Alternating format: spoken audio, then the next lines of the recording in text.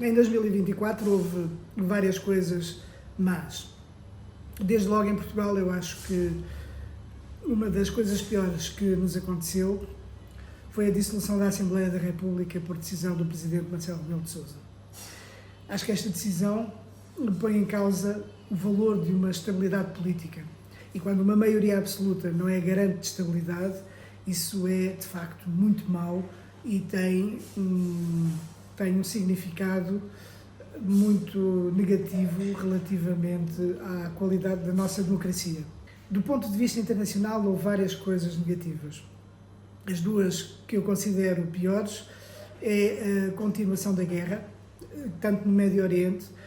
com o massacre de tantos inocentes, de tantas mulheres e de tantas crianças, a destruição de um país, a violação do direito internacional, e o mesmo, numa dimensão diferente, acontece também na invasão russa da Ucrânia e a continuação de uma guerra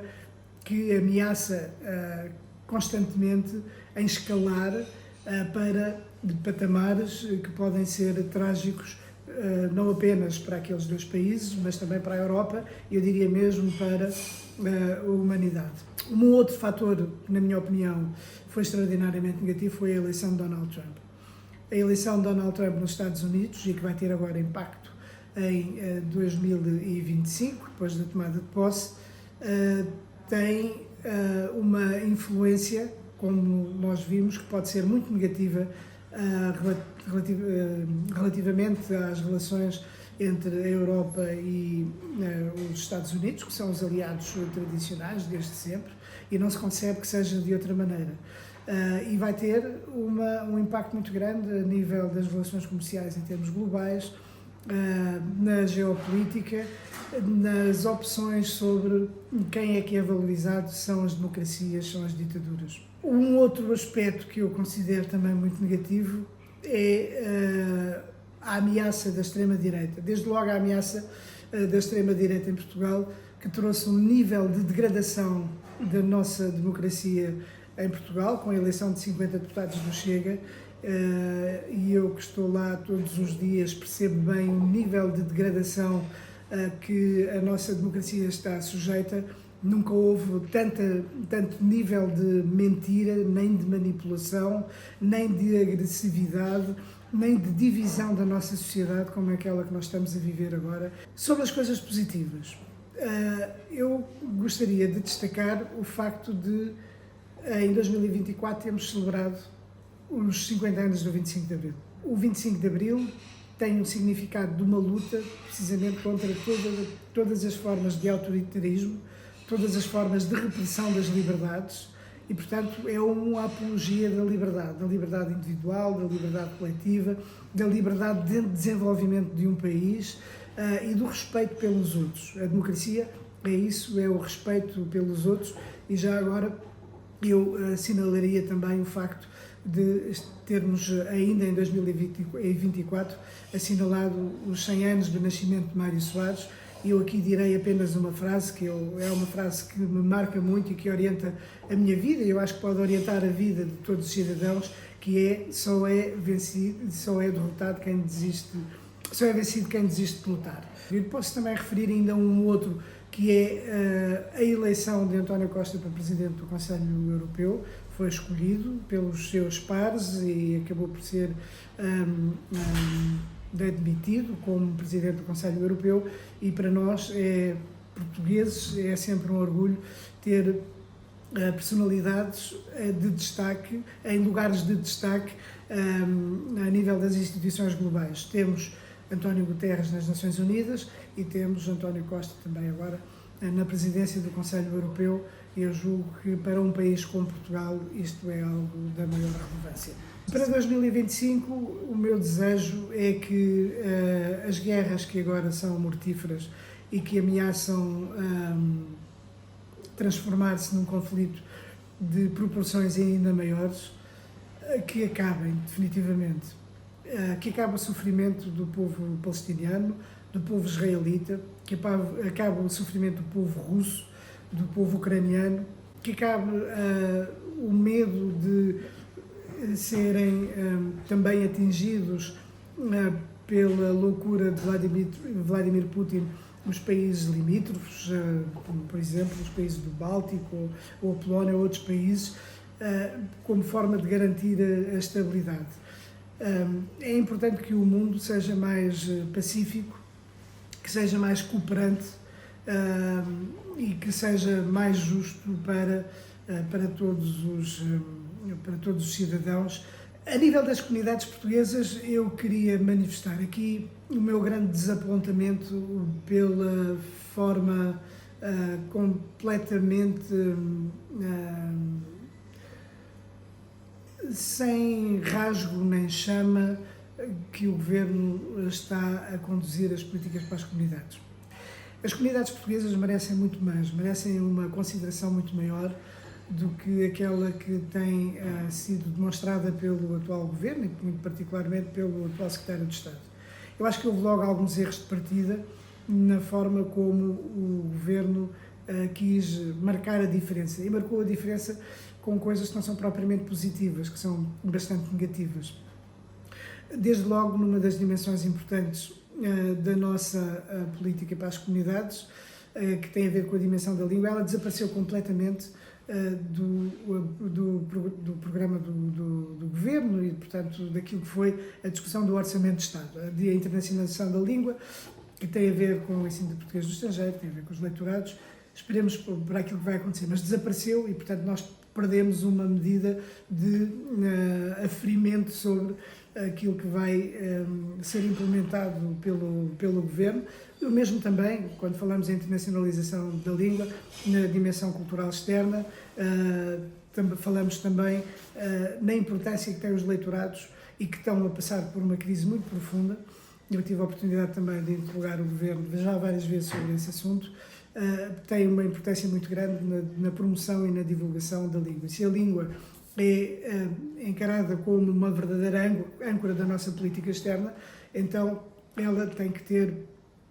uma orientação estratégica que seja sólida e tem que ter os recursos que sejam necessários e, sobretudo, não pode deixar de ser acompanhada,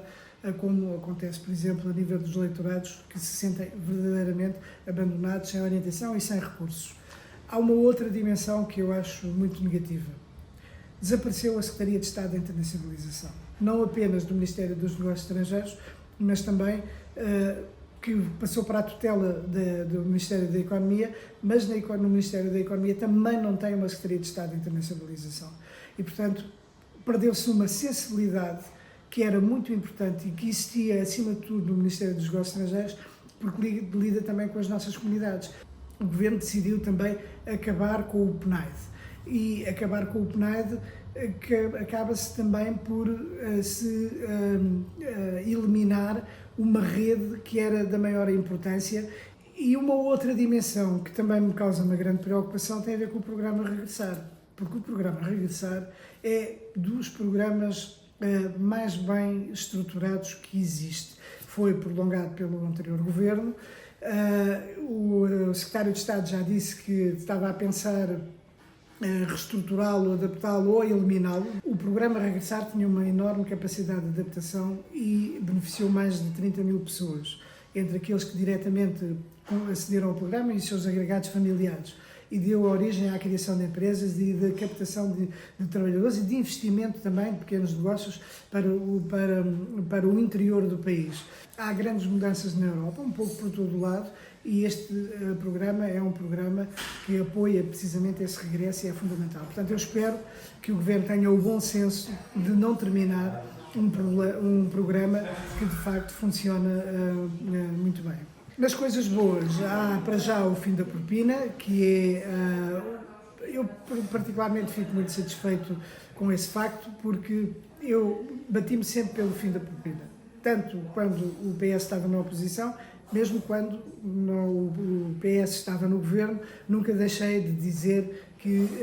era necessário acabar com a propina, porque ela tem um grande significado para as nossas comunidades. Finalmente conseguimos que a propina acabasse. Eu aqui tenho a registrar que há uma contradição na atitude do Governo, particularmente do Secretário de Estado, José Cesário, que durante a campanha eleitoral prometeu que ia acabar com a propina e agora afinal percebemos que não era bem assim, que ia acabar com a propina, e isso foi afirmado até pela deputada do PSD recentemente, Paula Medeiros, que disse que aquilo que nós pensávamos fazer era eliminar 25% até ao final da legislatura. Nós nem sabemos se a legislatura vai chegar ao final, portanto é uma contradição enorme relativamente àquilo que foi defendido pelo Governo e pelo Secretário de Estado na sua campanha eleitoral, mas a boa notícia é que o Parlamento, no orçamento para 2025, acabou com a propina e repôs uma relação que se interrompeu quando ela foi introduzida em 2013, depois de 40 anos desta relação simbólica e especial do país com as nossas comunidades e através do ensino do português no estrangeiro, e o Parlamento repôs esta relação simbólica de grande relevância na relação com as nossas comunidades e que também é um dos elementos importantes da promoção da língua portuguesa. A minha mensagem para as nossas comunidades é sempre uma mensagem de afeto e de ligação a Portugal. É uma mensagem de paz, uma mensagem de compreensão relativamente ao poder que a nossa diáspora tem. Eu sei que quando as pessoas imigram, muitas vezes imigram por necessidade, mas quando imigram e quando esse facto se consuma, os portugueses no estrangeiro são sempre um grande orgulho para Portugal,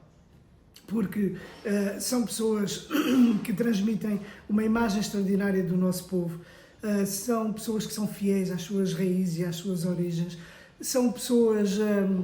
de paz, de consenso, de concórdia, e estes são os elementos que, muito particularmente agora no Natal, a paz, o consenso, a concórdia, a solidariedade, a humanidade e o humanismo são valores que encarnam muito bem na personalidade e na identidade dos portugueses. E, portanto, a minha mensagem para os portugueses é para que nós nos orgulhemos do povo que somos, que mantenhamos esta ligação às nossas raízes, que acreditemos no nosso país.